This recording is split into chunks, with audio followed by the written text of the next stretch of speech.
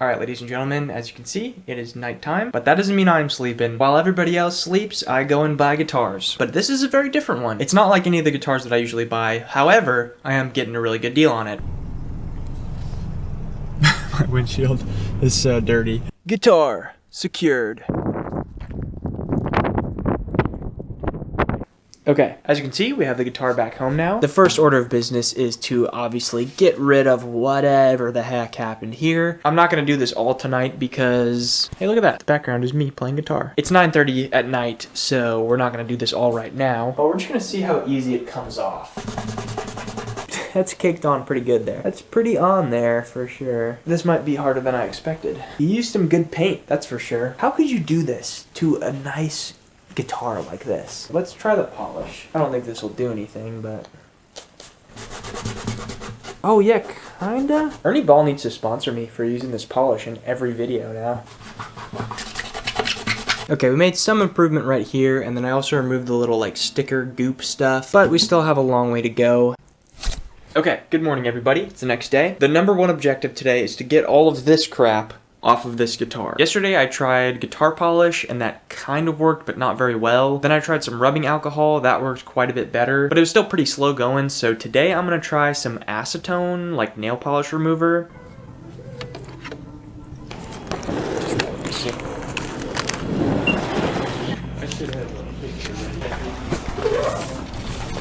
We got the nail polish remover and some trail mix. Oh, here goes nothing. Oh, that works really well. This was the missing link. Oh yeah. Oh yeah. Probably should wear gloves or something for this, but I don't believe in gloves. They're not real. After breathing in a healthy amount of acetone fumes and doing a lot of scrubbing, this thing looks pretty normal now. Now we just gotta clean it up, put some strings on it, and we'll be able to play it. If you're ever stringing up a 12 string, it might be a good idea to check what order the strings go in before you start putting them on. The octave strings actually go above the normal strings, not the other way around. Pretty important thing to remember so that you don't have to end up stringing up the guitar twice. You know, that would be pretty unfortunate if somebody had to do that.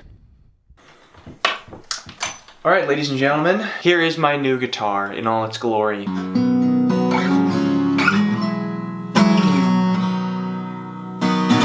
So this bad boy right here is an Ibanez Performance PF10-12. This thing was made in Korea in 1997. I believe it's a spruce top with mahogany back and sides, for those of you who care about that kind of thing. There's also a regular 6-string version of the Ibanez Performer. They made these Performers from like the mid-80s to the late 90s. They're a more budget-friendly but still higher quality option for an acoustic guitar. I got a pretty unbelievable deal on this one. I got it for 50 buckaroons. This is what it looked like originally. Pretty ugly, pretty gross. It actually is not my first 12 string though. As some of you may know, I used to have an Epiphone 12 string that I bought a long while back. I think I got that one for like 80 bucks or something. I actually used that guitar quite a lot when I was making my instrumental album Dreamer, but after that I kind of just didn't really play it as much, so I ended up selling it for, I think I sold it for like 150 or something. Part of the reason I didn't play it very much was because it was not a good guitar by any means. Really common problem with 12 string guitars is because there's so much more tension from the extra strings, sometimes the bridge will lift up off the guitar. Whoever owned my other guitar before me had that happen to them, and then they just kind of glued it down but did a really crude job of it. So the bridge was always kind of messed up, the intonation was always really bad on it, I couldn't really use it with a capo, which is not a great guitar, and this is definitely a huge upgrade. So if you've never played a 12 string before, if you don't know much about them, they're pretty cool. You play it just like a normal 6-string guitar because the strings are paired up. You can see that each pair of strings are pretty close together. It is for sure a different feel though, and it's something you have to get used to. I think even more difficult to get used to than the fretting is the picking. Trying to pick both of the strings at the same time can be pretty tough at first.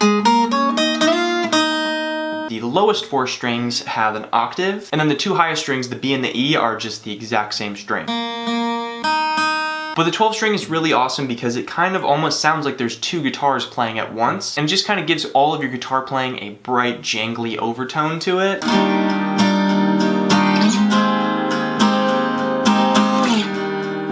The tension is so much greater on the guitar because of the extra strings, so a lot of people will keep their guitars tuned to half step down or D standard or whatever else they might want to do. I actually have mine tuned just a half step down. Gives it a cool darker sound, and it's just a little bit better for the guitar. One of my personal favorite ways to play a 12 string is using a really, really thin guitar pick and then just doing these really big, powerful strums.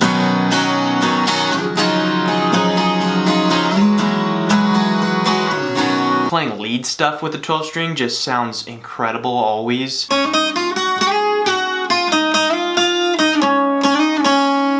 At the end of the day, it's nothing crazy. It's an acoustic guitar. So yeah, I think now really the only thing we have left to do is just make a song with this thing. Let's grab a microphone. I'm gonna be using this small diaphragm condenser microphone. There were also 2 guitar picks stuck inside the guitar when I got it as well. It's got a little bit of neck dive, that's for sure.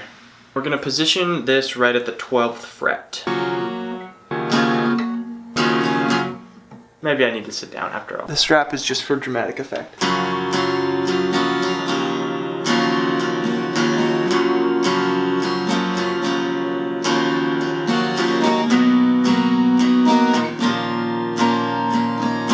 Sometimes double tracking 12 string guitars can sound like a little bit too much, but we're gonna try it. That should work. That's cool. Just a simple little thing.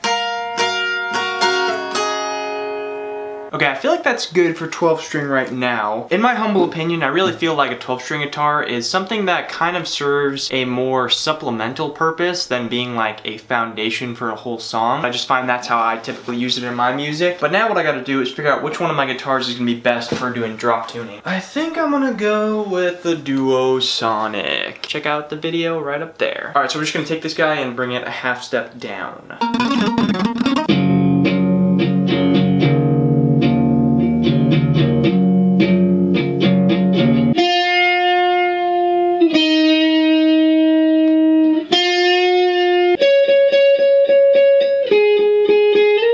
Camera died. That means it's GoPro time.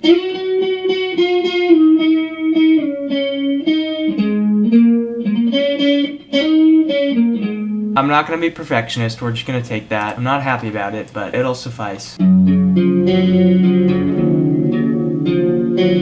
Okay, let's do some just clean strummings.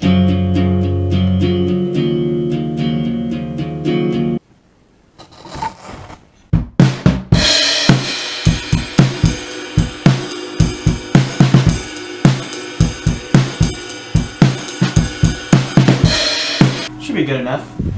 Now we mix drums. Okay, time for bass.